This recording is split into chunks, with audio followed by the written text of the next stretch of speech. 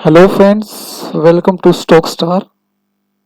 आज के इस एपिसोड में हम चर्चा करेंगे जिंदल स्टील एंड पावर की। कंपनी के बारे में जानकारी लेंगे, कंपनी का बिजनेस समझेंगे, कंपनी के फाइनेंशियल चेक करेंगे और इस सेक्टर से जुड़ी कंपनियों के साथ इसका कंपेयर करेंगे और अंत में चार्ट को एनालाइज करेंगे।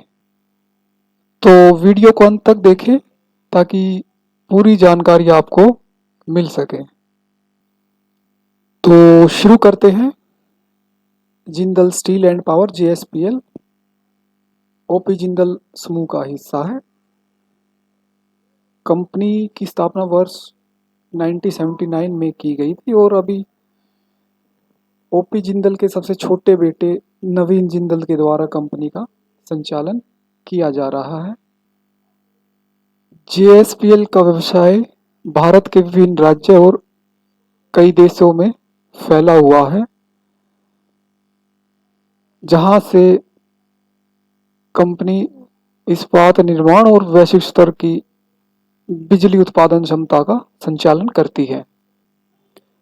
कंपनी के पास bar mill, plate mill, rail universal beam mills, medium and light structural mill, wire rod mill में विवेकपूर्ण तरीके से फैली हुई स्थापित तैयारशील क्षमता है। JSPL खनन, बिजली उत्पादन, बुनियादी ढांचे जैसे क्षेत्रों में महत्वपूर्ण उपस्थिति के साथ भारत के प्रमुख इस्पात उत्पादकों में से एक है।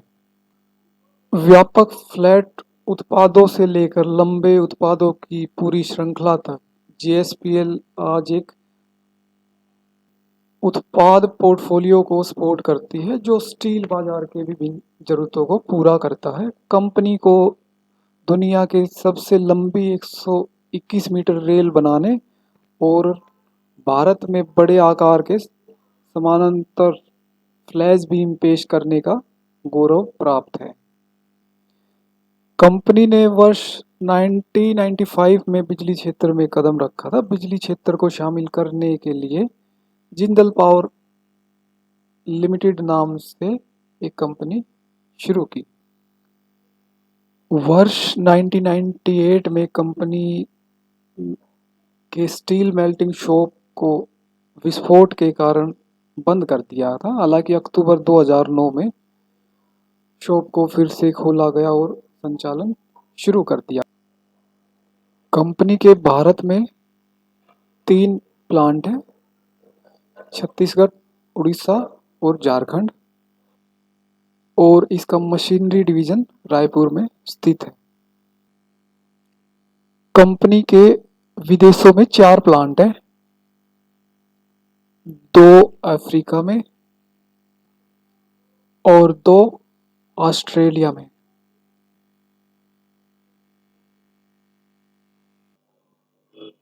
बात करें कंपनी के कारोबार की तो स्टील, पावर, माइनिंग और कंस्ट्रक्शन ये कंपनी का मेन कारोबार है। कंपनी के प्रोडक्ट की बात करें तो company rails, parallel flange, plate and coil, angle and channel, wire road, round bar, speed floors, Jindal Panthal TMT, Jindal Panthal cement, fabricator section और सेमी फर्निश्ड ये कंपनी के कुछ एक प्रोडक्ट हैं। कंपनी के फाइनेंशियल पर नज़र डालते हैं। मार्केट कैप कंपनी का 39,070 करोड़ का कंपनी का मार्केट कैप है और EPS 67 का है और P रेशियो कंपनी का 5.71 का है। अच्छी बात कि कंपनी का डेब्ट टू इक्विटी रेशियो 0.92 पर है। तो कंपनी लगातार आप देख पा रहे हो ईयर ऑन ईयर कंपनी अपना डेब्ट है वो कम करती हुई आ रही है। तो कंपनी की जो कमेंट्री है तो उसमें भी कंपनी ने इच्छा जाहिर किया कि नेक्स्ट ईयर में कंपनी डेब्ट फ्री कंपनी हो जाएगी, ऐसा कंपनी का मानना है। और कंपेयर करें इसके सेक्टर से जुड़ी कंपनियों के साथ में तो मेटल सेक्टर का चौथी सबसे बड़ी कंपनी है। जेएसडब्ल्यू स्टील, टाटा स्टील और स्टील अथॉरिटी ऑफ इंडिया के बाद कंपनी का नाम आता है। पी रेशियो कंपनी का 5.71 है। तो वहीं आप नज़र डालें तो जेएसडब्ल्यू स्टील का पी रेशियो 8.24, टाटा स्टील का 4.62 और स्टील अथॉरिटी ऑफ इंडिया का 3.47 का है। कंपनी की सेल की अगर बात करें तो कंपनी ने 46,901 करोड़ की ईयर एंड में सेल दर्ज की है।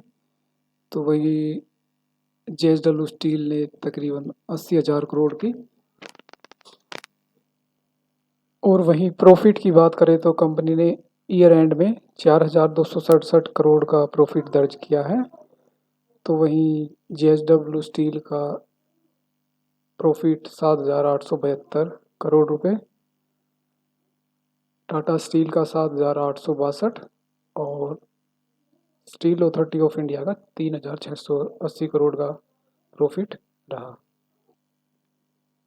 अगर कंपनी के चार्ट पर नज़र डालें तो स्टॉक्स ने 5 साल की बड़ी रेंज का ब्रेकआउट दिया है। तकरीबन 2014 से जो 2021 की जो रेंज थी स्टॉक्स की, उस पर आकर रुक रहा था, जो 300 के आसपास आती है। तो स्टॉक्स ने उसका ब्रेकआउट दिया है और उन्हीं लेवल के ऊपर स्टॉक्स सस्टेन कर रहा है। और हमारा ऐसा मानना है कि अगर सरकार को इंडस्ट्रीज़ को बूस्ट देना है तो उसको इंफ्रास्ट्रक्चर पर काफ़ी खर्च करना पड़ेगा। तो ये स्टॉक भी उसी से रिलेटेड हैं। अगर इंफ्रास्ट्रक्चर ग्रो करेगा तो मेटल में भी डिमांड क्रिएट होगी। तो जब तक स्टॉक्स 300 के लेवल को होल्ड करता है, शॉर्ट टर्म में ज़रूर थोड़ा स्टॉक कंसोलिडेट कर सकता है। इतने बड़े ब्रेकआउट के बाद तो जिनका लंबा नज़रिया है, तो स्टॉक्स जब तक 300 के लेवल को होल्ड करे तो स्टॉक्स पर ज़रूर नज़र रखी जा सकती है, जो इन्वेस्टमेंट के पर्पज़ से मार्केट में व्यू रखते हैं। जिंदल स्टील एंड पावर अच्छा कंपनी का ट्रैक रिकॉर्ड है। और जिस तरह से कंपनी की तरफ से बयान आया है कि कंपनी नेक्स्ट ईयर में डेब्ट फ्री हो जाएगी, तो ये एक बेहतरीन स्टॉक्स हो सकता है लॉन्ग टर्म के हिसाब से। तो स्टॉक्स को ज़रूर अपने रडार पर रखना चाहिए। तो आज के लिए केवल इतना ही। मिलते हैं नेक्स्ट वीडियो में। तब तक के लिए नमस्कार दोस्तों।